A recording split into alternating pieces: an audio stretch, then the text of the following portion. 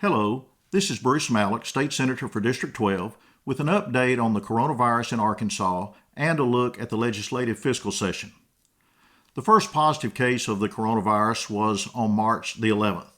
Almost a month later, on April 9th, we've had 1,093 cases, and that's up from 643 cases 1 week ago.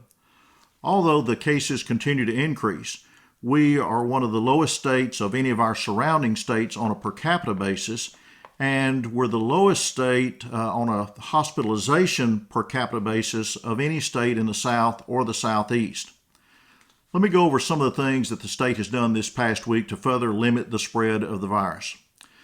The governor announced that all of the schools would be closed for the remainder of the school year for on-site instruction. Of course, online and distance learning will continue. Also, the CDC now recommends that if you go outside or if you're going to be with a group, you should wear a mask if you're unable to maintain the social distancing of 6 feet that's recommended.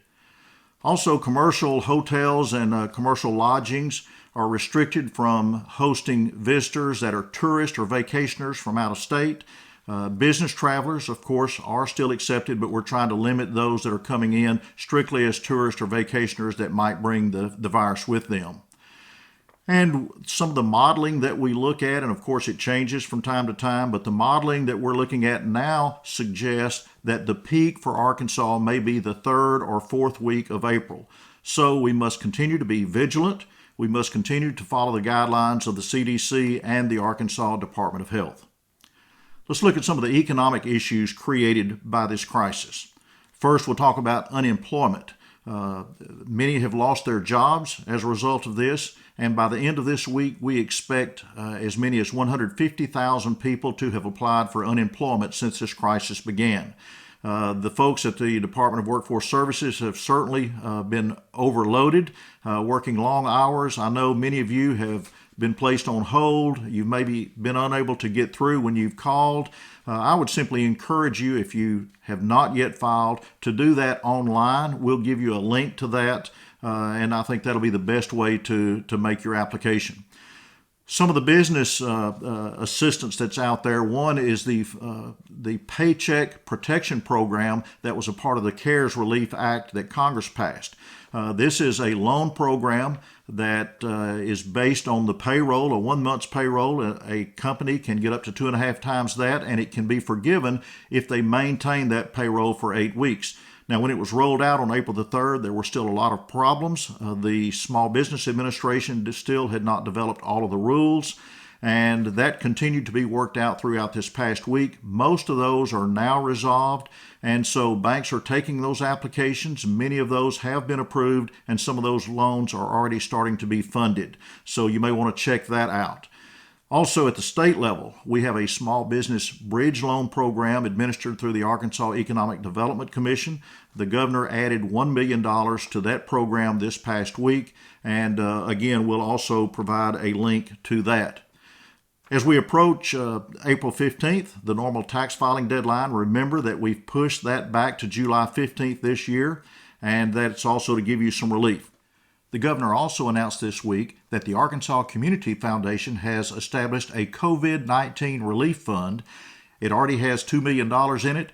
It will collect more money. He encouraged contributions to this, and they will work with nonprofits throughout the state to assist people who may be having difficulties related to the COVID-19 crisis.